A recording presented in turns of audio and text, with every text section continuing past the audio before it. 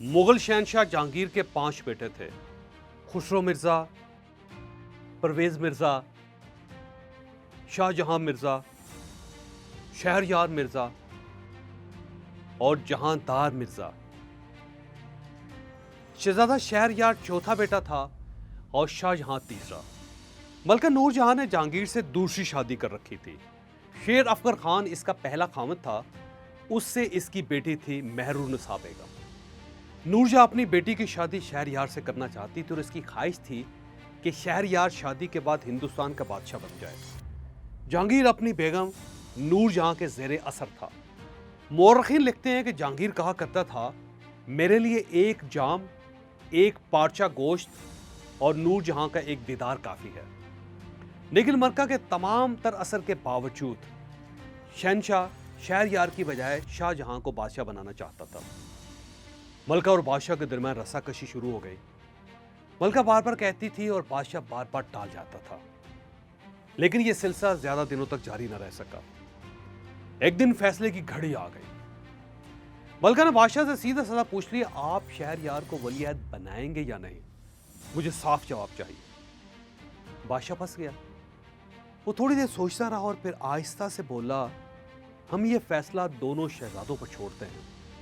हम दोनों को बुलवाते हैं, मैं दोनों से एक एक सवाल करूंगा और जिसका जवाब अच्छा होगा हम उसे हिंदुस्तान का बादशाह नामजद कर देंगे। मलका मान गई। बादशाह ने दोनों शहजादों को तलब किया और सामने खड़ा कर दिया। शहजादे हाथ बांधकर खड़े हो गए। बादशाह ने दोनों से सिर्फ एक सवाल किया, हम अगर आपको हिंदुस्तान का बादशाह बना दें तो आप इस मुल्क की किस तरह हिफाजत करेंगे? बादशाह ने दोनों शहजादों को सोचने के लिए एक एक मिनट दिया। 1 मिनट बाद शहजादा शहरयार बोला, अब्बा हजूर, आपने अगर मुझे ये जिम्मेदारी सौंपी तो मैं मां की तरह हिंदुस्तान की खिदमत करूंगा।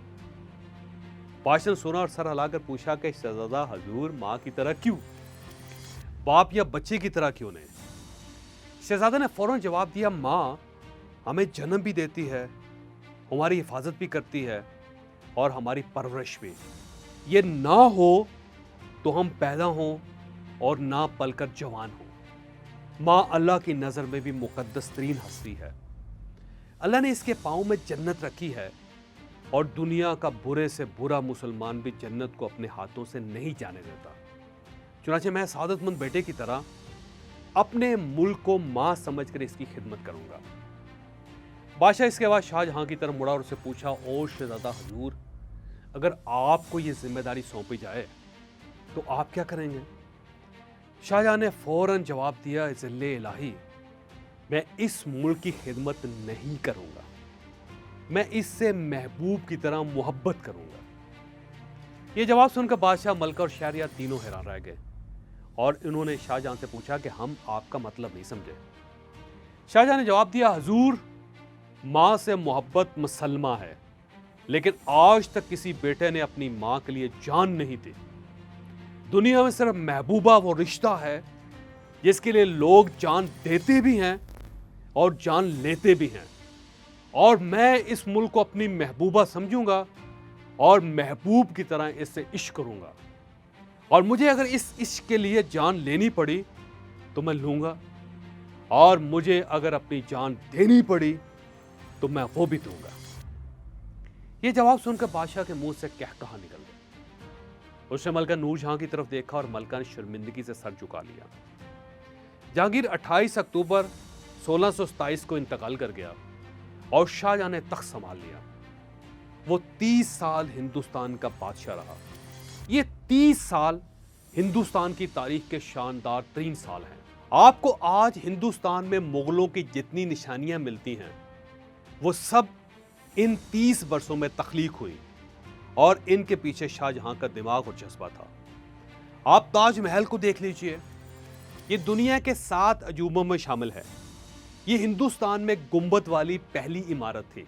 शाहजहां ने इसके लिए इटली, तुर्की और ईरान से एक्सपर्ट्स मंगवाए और इस पर उस दौर में 32 मिलियन हिंदुस्तानी रुपए खर्च हुए। ताजमहल उस जमाने में दुनिया की महंगी तरीन इमारत थी। आप दिल्ली का लाल किला देख लीजिए, ये आज आलमी सतह पर भारत की निशानी है। یہ قلعہ بھی شاہ جہاں نے بنوایا تھا۔ لاہور قلعے کی موتی مسجد تعمیر کا ایک عظیم معجزہ ہے۔ آپ اس کے اندر جا کر دیکھیے، یہ چھوٹی سی مسجد آپ کی روح کا حصہ بن جائے گی۔ یہ شاہ جہاں نے بنوائی تھی۔ لاہور قلعے کی بیرونی دیوار اور شیش محل بھی شاہ جہاں نے بنوایا تھا۔ شاہ جہاں نے شیش محل کی جگہ سونے کا محل بنوایا تھا۔ ملکہ ممتاز محل کو پتہ چلا تو اسے کہا کہ بادشاہ سلامت، سونے کے محل تو پوری دنیا میں ہیں، آپ اگر مجھ سے واقعی محبت کرتے ہیں تو آپ مجھے ستاروں کا محل بنا کر دیں۔ بادشاہ نے حکم دیا سونے کا محل گرا دیا جائے۔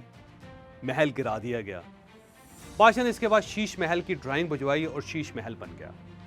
آپ کسی دن رات کے وقت شیش محل جائیے، چھوٹی سی ٹارچ چلائیے اور اس کے بعد ستاروں کو زمین پر اترتے ہوئے دیکھیے۔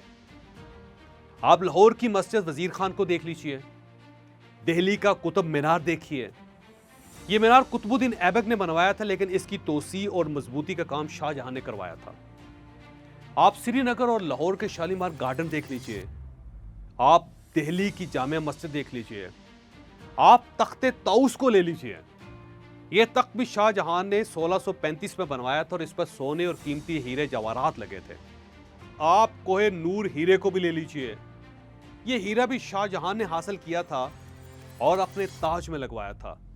اور آپ ٹھٹا کی شاہ جہاں مسجد کو بھی دیکھ لیجئے، یہ دنیا کی واحد عمارت ہے جس میں 93 گنبد ہیں۔ غرض آپ ہندوستان کی کسی بھی شاندار عمارت کی تاریخ کھود کر دیکھ لیجئے، آپ کو اس کے پیچھے شاہ جہاں ملے گا۔ شاہ جہاں کی محبت صرف یہاں تک محدود نہیں تھی، بلکہ آپ Mughal art, Mughal architecture, Mughal music اور مغل لٹریچر کو بھی لے لیجئے۔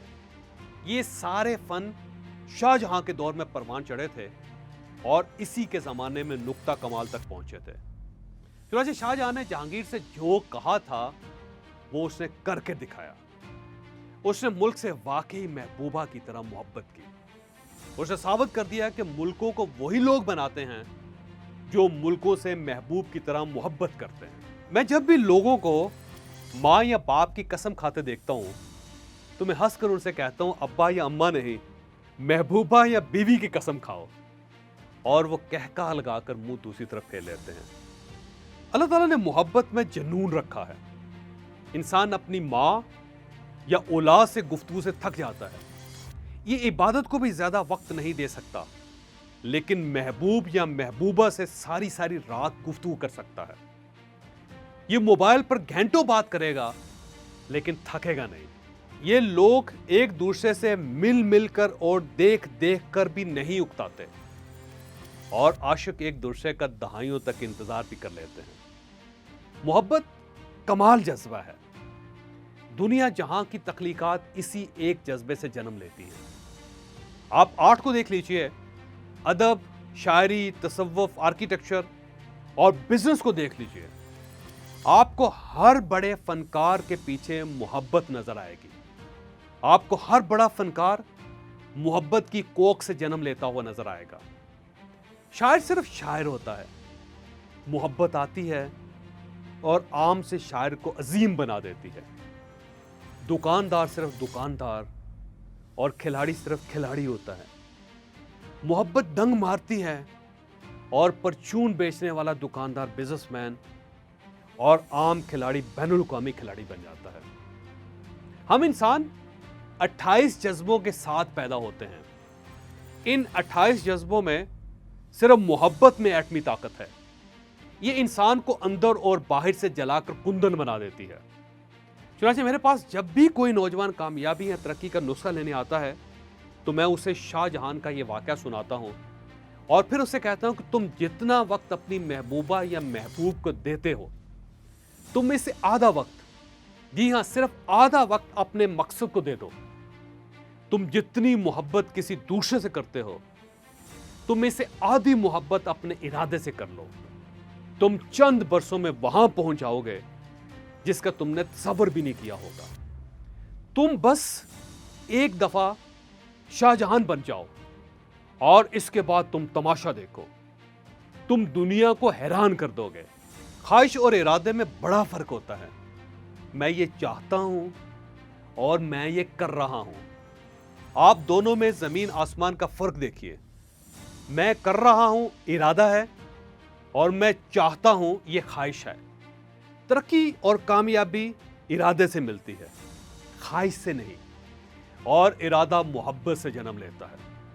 آپ جتنی محبت کرتے جائیں گے آپ کا ارادہ اتنا ہی پختہ ہوتا جائے گا، آپ اپنے گول کے اتنے ہی قریب ہوتے چلے جائیں گے۔ چنانچہ آپ اپنے گول سے محبت کریں، آپ پار لگ جائیں گے۔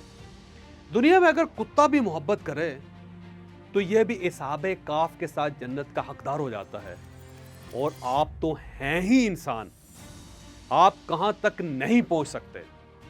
فرہاد نے محبت میں 4 پتھر کاٹے تھے، پتھر، نہر، فرہاد اور شیری، چاروں رخصت ہو گئے، لیکن دنیا جب تک دنیا ہے فرہاد کی نہر محبت کی داستانوں میں زندہ رہے گی۔ اور آپ کی خواہش تو معمولی سی کامیابی کی خواہش ہے، معمولی سی تمنا ہے، یہ کیوں پوری نہیں ہوگی؟ آپ کیسے ناکام رہ سکتے ہیں؟ لہٰذا آپ جو چاہتے ہیں آپ اسے اپنی محبوبہ بنا لیں اور خود کو محبوب، اور اس کے بعد آپ کمال دیکھیے، آپ اپنی کھلی آنکھوں سے وقت اور حالات کو تبدیل ہوتے دیکھیں گے، یہ میرا دعویٰ ہے۔ اگر آپ اپنی زندگی بدلنا چاہتے ہیں تو یہ چینل میرا چینل ہے، mind changer by Javed Chaudhry. آپ اس کو سبسکرائب کریں، آپ اس کو لائک کریں، آپ اس کو روز چیک کریں، میرا دعویٰ ہے کہ آپ کی زندگی بدل جائے گی۔